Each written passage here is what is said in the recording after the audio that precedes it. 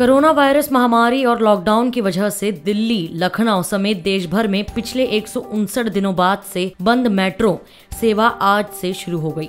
आज यानी सोमवार 7 सितंबर 2020 से दिल्ली, लखनऊ, जयपुर, चेन्नई और बेंगलुरु में एक बार फिर से मेट्रो सेवा की शुरुआत हो गई है। हालांकि कोलकाता मेट्रो आज से शुरू नहीं हो रही है। देश की राजधानी होने के नाते दिल्ली की मेट्रो सेवा पर पूरे देश की सबसे अधिक नजर है।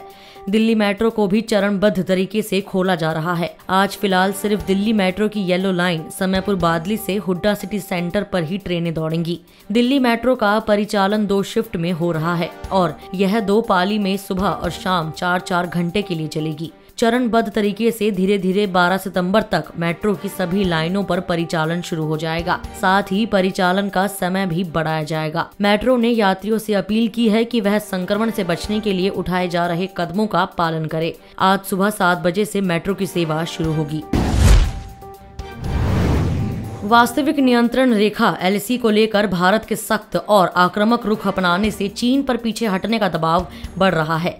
रक्षा मंत्री राजनाथ सिंह ने भी चीन के रक्षा मंत्री को स्पष्ट संकेत दिए हैं कि भारत चीन की नाजायज शर्त को नहीं मानेगा और उसे हर हाल में मई से पूर्व की यथास्थिति बहाल करनी होगी। रक्षा क्षेत्रों के विशेषज्ञों का मानना है कि मौजूदा स्थिति में चीन के पास पीछे हटने के अलावा कोई विकल्प नहीं है। चीन में इस समय पूरी दुनिया के खिलाफ माहौल बना हुआ है।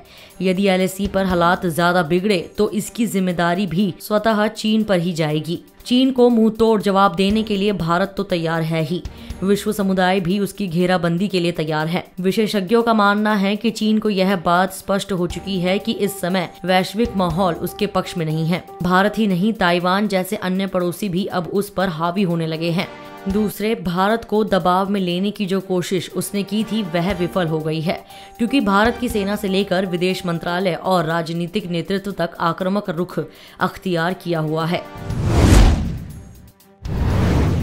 बिहार विधानसभा चुनाव 2020 को लेकर बिहार के मुख्यमंत्री और जदयू के राष्ट्रीय अध्यक्ष नीतीश कुमार आज अपने दल के चुनाव अभियान का बिगुल फूकेंगे। वह सुबह 11:30 बजे जदयू मुख्यालय में बने नवनिर्मित कर्पूरी सभागार के मंच से निश्चय संवाद को संबोधित करेंगे। राज्य भर में बड़े स्क्रीन पर निश्चय संवाद को सामूहिक रूप से लाइव देखने की तैयारी है। जदयू के अपने वर्चुअल प्लेटफॉर्म jadyu-live.com के जरिए उनका संबोधन बिहार के तमाम लोगों तक पहुंचेगा। माना जा रहा है कि इस रैली के माध्यम से नीतीश कुमार अपने शासनकाल के कार्यों को जनता के सामने रखेंगे, आगामी योजना बताएंगे। 15 साल बनाम 15 के माध्यम से विपक्ष को निशाने पर रखेंगे। वहीं युवाओं के लिए कुछ बड़ी घोषणा की भी उम्मीद की जा रही है। विभिन्न सोशल मीडिया और पार्टी के वेबसाइट, मुख्यमंत्री तथा जदयू के फेसबुक पेज और ट्विटर अकाउंट से नीतीश कुमार के समर्थक, प्रशंसक, जदयू के नेता, कार्यकर्ता और बिहार की जनता सीधे जुड़कर नीतीश कुमार के संबोधन को लाइव सुन सकेंगे।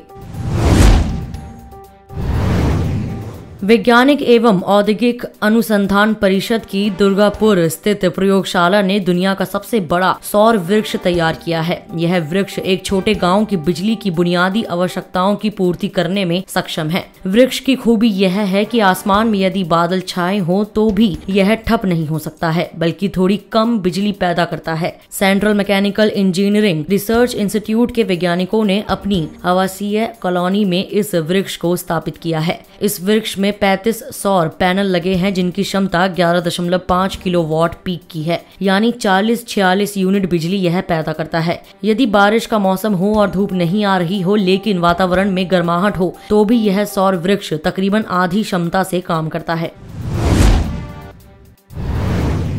राष्ट्रपति रामनाथ कोविंद और प्रधानमंत्री नरेंद्र मोदी आज राष्ट्रीय शिक्षा नीति पर राज्यपालों के सम्मेलन के उद्घाटन सत्र को वीडियो कॉन्फ्रेंस से संबोधित करेंगे। प्रधानमंत्री ने एक ट्वीट में कहा कि कल 7 सितंबर सुबह 10:30 बजे मैं राष्ट्रपति जी, राज्यपालों और विश्वविद्यालयों के कुलपतियों के साथ राष्ट्रीय शिक्षा नीति 2020 और इसके क्रांतिकारी प्रभाव पर एक सम्मेलन में भाग लूंगा। इस सम्मेलन में होने वाला विचार विमर्श भारत को ज्ञान का केंद्र बनाने के हमारे प्रयासों को मजबूत करेगा। सम्मेलन का विषय उच्च शिक्षा के बदलाव में राष्ट्रीय शिक्षा नीति 2020 की भूमिका रखा गया है। प्रधानमंत्री कार्यालय के एक वक्तव्य के अनुसार राज्यपालों के इस सम्मेलन में सभी राज्यों के शिक्षा मंत्री, राज्य विश्वविद्यालयों के कुलपति और अन्य वरिष्ठ अधिकारी भी शामिल होंगे। इस वीडियो में सिर्फ इतना ही। मैं कोमल, पंजाब केसरी, दिल्ली से। अगर आपको हमारी ये खबर जानकारीपूर्ण लगे तो हमारे फेसबुक पेज punjabkesari.com को लाइक करें, और अगर आप हमारी ये वीडियो यूट्यूब पर देख रहे हैं तो हमारे चैनल punjabkesari.com को सब्सक्राइब करना ना भूलें।